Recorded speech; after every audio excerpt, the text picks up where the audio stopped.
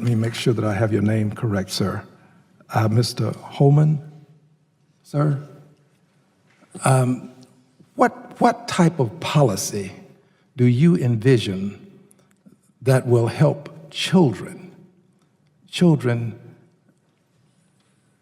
who are fleeing harm's way with their parents usually, or some significant person in their lives, have the opportunity to be in a safe, secure, wholesome environment? Well, first of all, if I can, your question about raising your hands, if you... Why do 60% of migrant families face detention in the U.S.?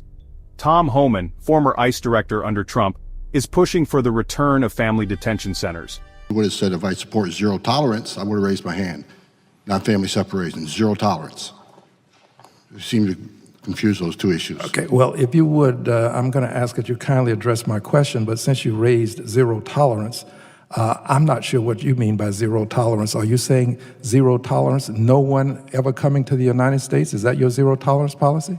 No, you're referring to family separations that have happened under numerous presidents, not just this president. Okay, but zero tolerance, what you're referring to is family separations, zero tolerance that was put in place by Attorney General Jeff Sessions. It was zero tolerance to prosecute those who knowingly, intentionally violate our laws. So, and supporting that policy, you would support family separation then? Whenever someone gets arrested for a crime, they get booked into a jail, their child can't go with them. Just like if I got arrested tonight, my child couldn't go with me. So it's not about family separation. Well, the interesting thing about your argument is that these people committed no crimes. You enter the United States illegally, it's a crime. It's 8 U.S.C., 8 United States Code 1325. It's a crime to enter the United States illegally. It is not a crime, it's a civil offense. No, sir, it is not. It's a violation of Criminal Code, Title 8, United States Code 1325, illegal entry in the United States. First offense is a misdemeanor, second offense, if you've been ordered removed and returned, is a felony. I agree with that. I don't differ with you on that point. But his plan?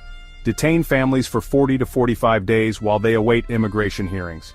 He argues that these centers, which he calls open-air campuses, provide medical care, psychological services, meals, clothing, legal aid, and family contact. Homan says genuine asylum seekers shouldn't object to these conditions. He believes this approach, effective under Jay Johnson, led to more deportations and fewer border crossings. But there's a catch. The Flores settlement limits child detention to 20 days. Homan plans to challenge this legally, but comply until a court decision is made. Separate the children. If you have no option, if someone's being prosecuted and getting sent to U.S. Marshal's custody or to the local jail, the child can't go with them. Happens to U.S. families every day across the country. I think what we're seeing today could have been prevented if Congress was to close the loopholes we've asked them to close. I mean, we proved back in FY 14 and 15 when I worked for Secretary Jay Johnson, who I respect greatly. You know, he let us build family detention to hold family units in a family residential center long enough to see a judge, and it took about 40, 45 days. And most of them, 90% lost their cases, and we sent them home. And the numbers went down. It worked. So we're asking Congress, look, we've already proved this worked under the Obama administration. How come we're not doing it now? You know, so I think Congress needs to fix this loophole. Let us detain families. If they're really escaping fear and persecution and death, I don't see a problem in being in a family residential center with medical care, pediatricians, child psychologists on staff, 3 squares a day, 6 sets of new clothes, access to lawyers, access to families. These are open air campus facilities. If it saves a life, and that's what I've been testifying the last 4 times. This isn't just about securing our border. This isn't just about enforcing laws, it's about saving lives. It's about 31% of women being raped.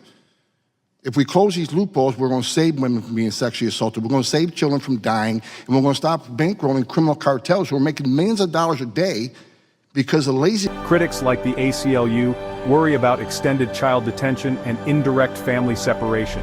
So, is family detention a necessary step for border security, or a controversial measure with significant human costs?